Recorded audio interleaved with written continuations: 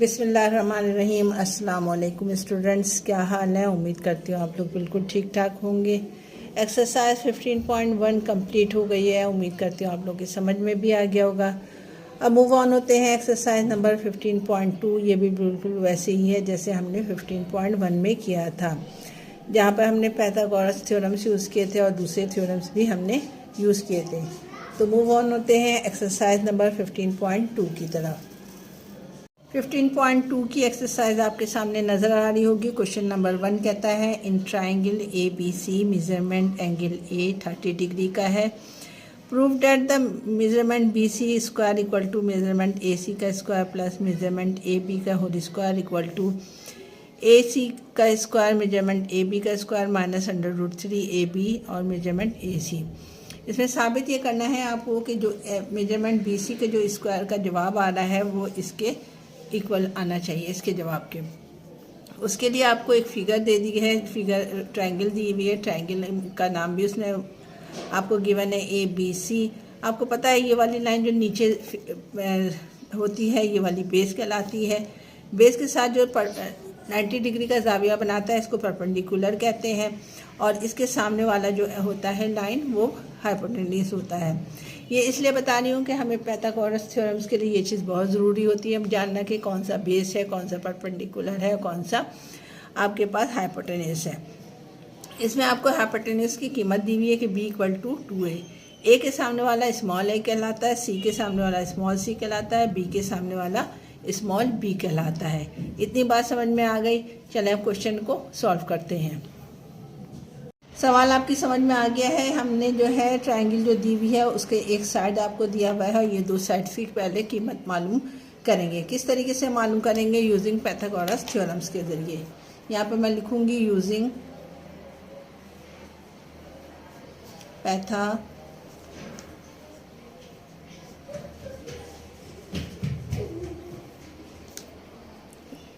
Theorem.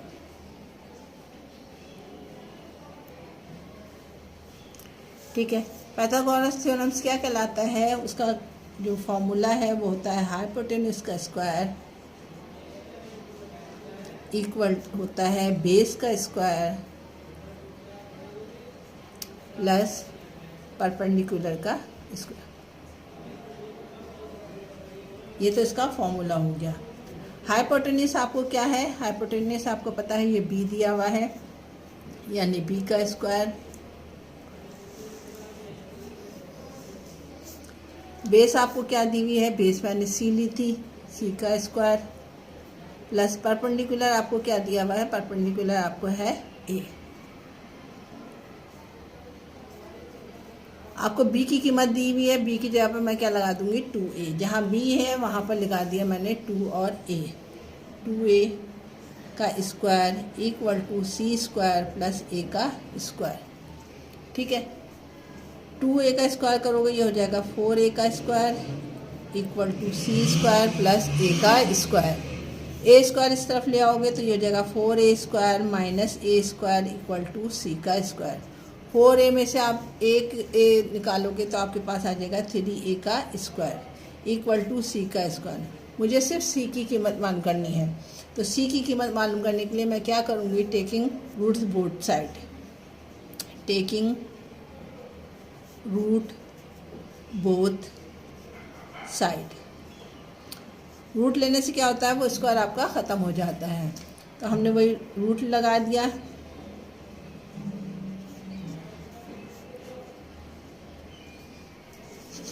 ठीक है, square से रूट ख़त्म हो गया। आपके पास सी की कीमत आ जाएगी √3 और ए स्क्वायर है तो ये रूट से स्क्वायर कट जाएगा, यहाँ पर आ जाएगा ए। सी की कीमत आपके पास क्या आई है? √3a। सी है क्या आपके पास? सी आपके पास ये बेस है, ए बी है, तो ए बी की कीमत तुमने क्या निकाली है? वो निकाली है आपने ए बी की कीमत √3a। ठीक है, याद है ना क्या कीमत निकाली है हमने? सी जो है आपके पास है वो मेजरमेंट ए बी है, यानी बेस है आपके पास, उसकी कीमत निकली है √ ये। अब आपने दूसरी वैल्यूज़ निकालनी है किसकी? आपने निकालनी है बी सी की। बी सी के लिए आपने वही फॉर्मूला लिखाना है। अगेन हम फॉर्मूला लगाएंगे हाइपोटेन्यूज का। Again Pythagoras formula theorem. क्या फॉर्मूला आता है?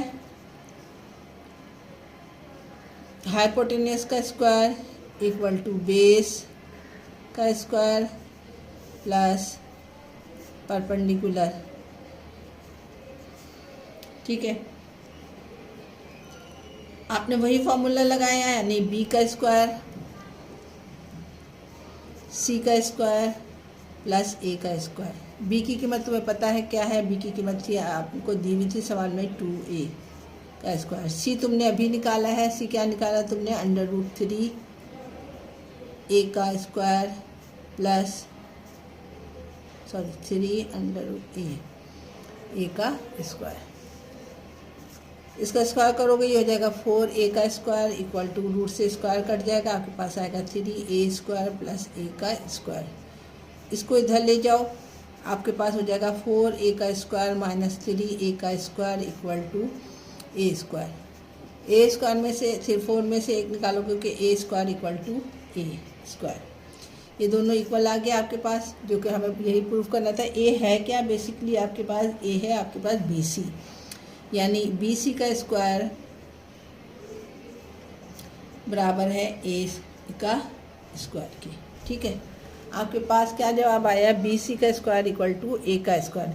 अब जो इसने इक्वेशन दी है ना हमें, ये वाली इक्वेशन जो इसने हमें दी है ac का स्क्वायर प्लस ab, इसमें ये वाली पूरी वैल्यूज जो है आपके पास a स्क्वायर के बराबर आनी चाहिए। ये हमने प्रूव करना है।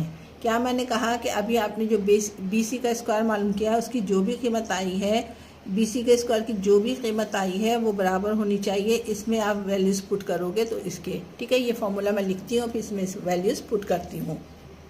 सवाल को देखो, फिर सवाल में आपको नज़र आएगा ये गिवन है, इसमें आपने इसकी वैल्यूज़ लगानी है।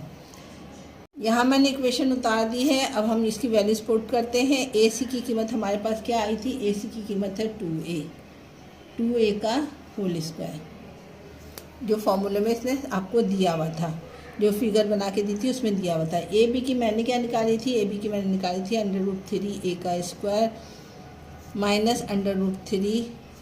ab क्या है? √3a और ac क्या है? 2a। ठीक है, जो वैल्यूज़ हमने अभी निकाली हैं, ये तो गिवन थी, ये हमने निकाली थी पैथागोरस थ्योरम के ज़रिए, वो हमने यहाँ पर लिख दी है। वैल्यूज़ को सॉल्व कर लेते हैं हम। 2 2 4 a का स्क्वायर, अंडर रूट से स्क्वायर कट जाएगा, यहाँ पे आएगा 3 a का स्क्वायर का मतलब a स्क्वायर माइनस √3 को एक जगह कर दो और 2a को a से मल्टीप्लाई करोगे तो ये आ जाएगा 2a का स्क्वायर। ये a से a हो जाएगा a स्क्वायर, ये 2a का 2a आ गया आपके पास। 4a में आप 3a स्क्वायर जमा करो तो आ जाएगा 7a स्क्वायर माइनस रूट से स्क्वायर कट जाएगा, ये आ जाएगा 3 मल्टीप्लाई बाय 2a स्क्वायर, ऐसे उतार दिया। 3 को 2 से मल्टीप्लाई करो तो आपके पास आ जाएगा 6, यानी 7a square minus 6a square. 7a square में से आपके पास जो कीमत निकालोगे 6 को माइनस कर दोगे तो आपके पास आ जाएगा a स्क्वायर, यानी इसकी कीमत जो हमें इक्वेशन दी हुई थी उसकी भी कीमत हमारे पास आई है a स्क्वायर। और bc का होल स्क्वायर का भी जो हमारे पास जवाब निकाला था वो भी हमें आया था a स्क्वायर। तो देन प्रूफ हो गया। हैंस यहाँ पर हम लिख देंगे कि हैंस प्रूफ डेट, हमने साबित कर दिया कि जो इसने इक्वेशन दी थी वो आपस में इक्वल है। साइड्स इनके जो भी हमने निकाली हुई वैल्यूज़ वो इक्वल आई है। ये सवाल आपके अच्छी तरीके से समझ में आ गया। मैंने इसीलिए आराम से आपको सही से समझाया ताकि आपकी समझ में आसानी से आए। जहाँ से समझ में नहीं आया करो वीडियो रिपीट करके देख लिया करो। मैंने बहुत ठहर के आराम से बताया ताकि आपके समझ में आए। इम्तिहानात में ये सवालात आते हैं, इसलिए मैंने आपके लिए ये सवाल जो है तफसील के साथ आपको समझाया है। मूव ऑन होते हैं क्वेश्चन नंबर 2 की तरफ।